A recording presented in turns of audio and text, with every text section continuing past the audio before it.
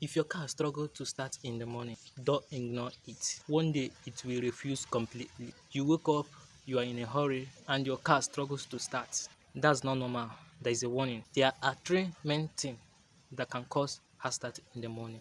And number three is very, very important. Number one, weak battery. It may still work now, but it is failing because one day it will not respond at all. Number two is bad spark plugs.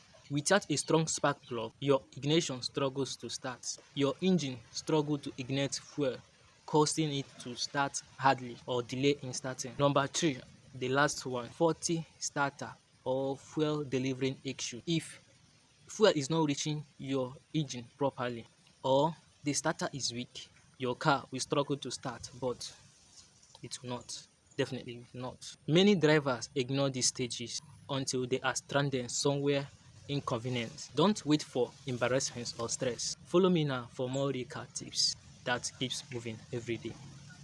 Please don't forget, it is Benedict Auto Care.